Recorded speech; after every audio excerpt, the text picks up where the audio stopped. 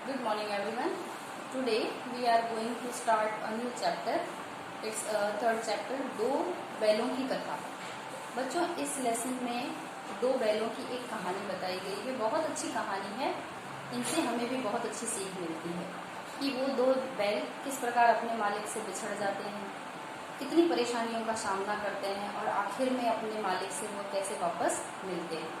इस लेसन में भी कुछ हार्ड वर्ड्स हैं, मैंने बोर्ड पर लिखे हैं, जिन्हें निश्चय का अर्थ होता है पक्का विचार, लाचार का अर्थ होता है बेबस, मार यानी पिटाई, साहस का अर्थ होता है हिम्मत, कठिन का अर्थ होता है कठोर, दुर्दशा यानी बुरी हालत, चारा का अर्थ होता है पशुओं का भोजन, व्याकुल यानी बेचैन।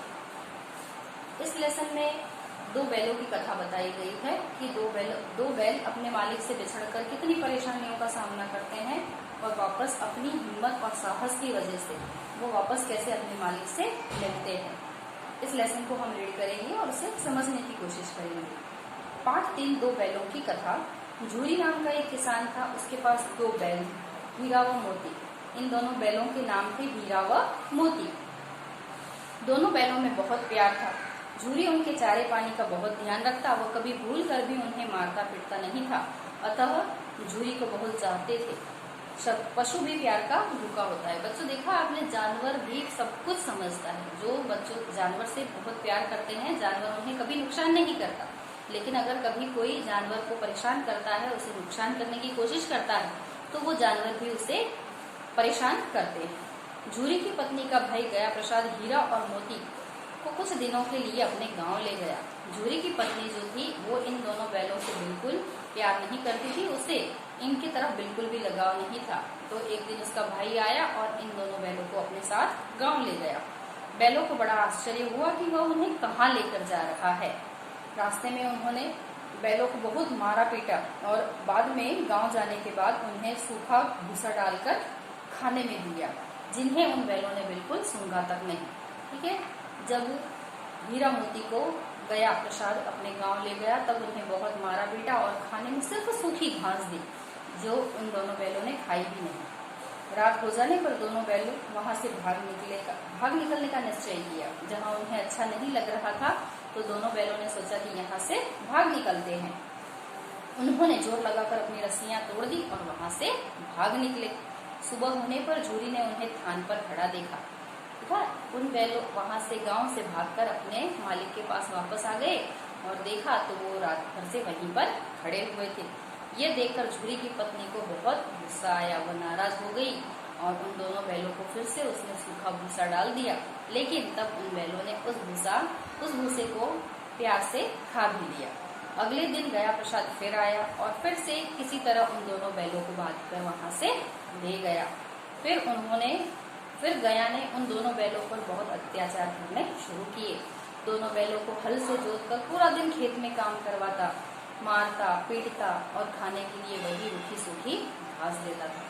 गया के घर में एक छोटी सी नन्ही सी लड़की थी। वह लड़की बहुत अच्छी थी और वो दोनों बैलों से बहुत प्यार करती थी। जब रात में सब लोग सो जाते थे, तब वह लड़की घर से रोटी लेकर आती थी और उन दोनों बैलों को खिलाती थी। लेकिन गया प्रसाद की ये इस बर्ताव की वजह से दोनों बैल परेशान थे और किसी तरह से वहां से भागने की सोच रहे थे और किसी तरह से वो दोनों वहां से भाग निकले। अब हीरा और मोती आजाद थे। रास्ते में उन्हें एक सांड मिला। भागना बेकार था, लेकिन उन दोनों ने उस सांड का मिलकर सामना किया और मिलकर सामना करने पर उन्होंने उस सांड को हरा दिया। दोनों बैल बहुत प्रसन्न थे। आगे बढ़ने पर उन्हें एक मटर का खेत दिखाई पड़ा। दोनों भूखे तो थे ही, मटर के खेत में घुस गए और खाने लगे मटर। अभी पेट भरा ही नहीं था कि रखवालों ने उन्हें देखकर पकड़ लिया और कांजी हाउस में बंद कर दिया। परेशानियों की कोई कमी नहीं है। वह जिस पग पर जा रहे हैं, जिस रास्ते पर जा रहे हैं, वहाँ मुसीबत पहले से आकर खड़ी हो जाती है। हीरा और मोती ने देखा कि कांजी हाउस में कई जानवर बंद थे। भैंसे, घोड़े, घोड़ियां, बकरा, गधे आदि सबके सब कमजोर और दुबले पतले। वहां न चारे का प्रबंध था और न ही तो पानी का। अर्थात कांजी हाउस में जिन जानवरों को बंद किया जाता था उन्हें खाना और पानी मिलता नहीं था और इसी कारणवश वे सब कैसे हो गए थे, कमजोर हो गए थे। दोनों बहुत पछताए कि अगर फिर वापस से कहाँ आ फंस गए। रात होने पर मोती ने हीरा से कहा, अगर दीवार तोड़ दी जाए तो इस जेल से बाहर निकला जा सकता है। और उसके बाद उन दोनों ने अपने सींगों से उस दीवार को गिराने का प्रयास किया और जोर जोर से उस दीवार पर मारने लगे। दीवार में रास्ता बनते ही वहां से सारे जानवर भाग निकले। उनसे हीरा से भाग चलने को कहा, परंतु हीरा ने मना कर दिया। सुबह होने पर कांजी हाउस वालों ने देखा कि पूरी इमारत खाली है। उन्होंने हीरा और मोती को नीलाम कर दिया। नीलामी में सबसे ऊंची बोली लगाकर व्यापारी ने उन्हें खरीद लिया। फिर वह दोनों हाँकता हुआ अपने गांव की ओर ले चला। मार खाते खाते और भूख सहते सहते हीरा मोती बहुत कमजोर हो गए थे। कई दिनों से उन्हें ढंग का खाना न मिला, पानी न मिला, इस कारण वे कमजोर हो गए। उनकी हड्डियां निकल आई। भूखे प्यासे व्याकुल बैल में अब भी दम बाकी था। चुपचाप व्यापारी के साथ चल रहे थे। अभी उनमें ताकत नहीं थी, इसलिए वे नीलामी के बाद उन व्यापारियों के पीछे बिल्कुल धीरे धीरे चल रहे थे। रास्ता उन्हें कुछ जाना पहचाना लगा। जिस रास्ते पर वे चल रहे थे वह रास्ता उन्हें कुछ जाना पहचाना लगा। वे दोनों तेजी से आगे चलने लगे और दोनों बैल पीछे पीछे और व्यापारी। परंतु जब तक वह उन्हें पकड़ता तब तक दोनों बैल अपने घर पहुंच चुके थे। दोनों को देखकर झूरी को बहुत खुशी हुई। वह उनसे लिपट गया। इतने में व्यापारी भी पीछे पीछे आ पहुंचा और उन्हें मांगने लगा। मोती ने आप देखा न ताओ व्यापारी पर झपटा। व्यापारी जान बचाकर वहां से भाग निकला। झूरी की पत्नी भी भीतर से दौड़ी दौड़ी आई और उसने दोनों बैलों के माथे चूम लिए।